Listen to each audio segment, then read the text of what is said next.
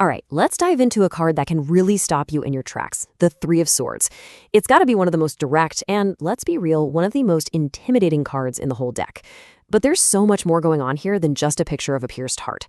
So let's explore that deeper message, the one about healing and strength that's kind of hidden inside the storm. I mean, seriously, you pull this card and bam, three swords right through a heart with these stormy gray clouds and rain pouring down. There's really no guessing what it means, right? It's a gut punch. It is absolutely meant to be. But the real question is, what is that pain actually trying to tell us? So at its core, the Three of Swords is all about heartbreak, deep sorrow, and those painful truths that just hit you. It's that moment of realization that really, really hurts. But, and this is so important, it also holds this incredible potential for healing and for growth that can only happen after we face that pain head on. Okay, so first things first, we have to talk about the upright meaning. And the best way to think about it is like you're navigating a massive storm. It's tough, it's messy, and there's no way around it. You just have to go right on through it. The first and most obvious meaning, heartbreak. Simple as that. This card is all about deep emotional pain and sadness. It also very often points to betrayal, that loss of trust, a painful discovery, something that just cuts so deep it leaves you feeling completely alone. And ultimately, all of this adds up to a period of just undeniable sorrow. This is a card of grief, of loss, and yep, of the tears that have to come with them. And this storm, well, it doesn't just stay in one little corner of your life. In love, it could show up as a breakup or maybe infidelity. In your career, it could be a sudden job loss or some really intense conflict at work. Health-wise, it might even point to surgery or just the heavy, heavy weight of anxiety and trauma. And with finances, it often means a loss, especially when that's tied to something emotional, like a divorce. It's like a wave that just touches everything. But here's where the story starts to shift. This pain isn't just for nothing.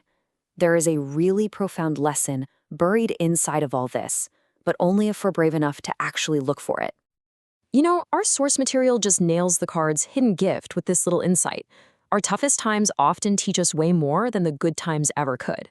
The Three of Swords is a reminder that our biggest growth comes from our deepest wounds. It's in these exact moments that we find out how resilient we really are. So at the end of the day, the card isn't just there to tell you that you're in pain. It's actually asking you to see that pain as a teacher. It's a real opportunity to learn what you're truly capable of getting through and to understand yourself on a much, much deeper level. So what happens after the storm passes?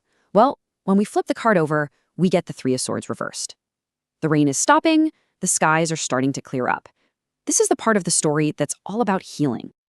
You can really see the whole journey laid out right here, where the upright card is all about experiencing the heartbreak and the grief.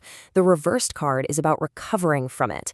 It's that whole process of letting go of the pain, finding forgiveness, either for yourself or someone else, and finally feeling some optimism about moving on.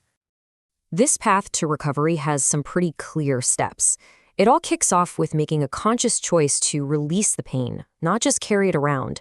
It's about working through the grief, not trying to ignore it. It involves finding forgiveness, which honestly frees you more than anyone. And all of that together leads to getting your sense of optimism back. But there's a flip side to the reverse card, and it brings up a really crucial choice. See, just because the storm has passed doesn't mean the damage is automatically fixed.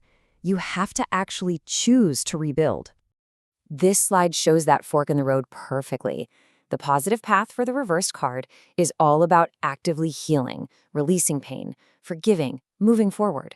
But the shadow side, that's choosing to repress the pain, holding on to grudges, refusing to let go, shoving memories down. That path doesn't lead to healing, it just buries the wound and lets it fester. So it asks a very direct question of you and of me.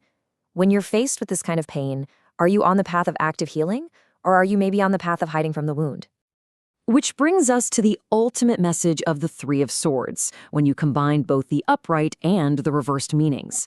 It's really all about embracing your truth, no matter how much it stings at first. Here's what it all comes down to. Those swords represent thoughts and words and clarity. And that clarity can be painful, kind of like a surgeon's scalpel. But that painful clarity is exactly what removes the infection. It clears the way for real, authentic growth. You just can't build a strong future on a foundation of denial. And that's really what we're left with. The Three of Swords isn't some kind of curse. It's a challenge. It's an invitation to look at your deepest wounds, not as a source of weakness forever, but as the raw material for your greatest strength. So the real question isn't if you felt this sorrow, but what sorrow in your life is ready to become your strength.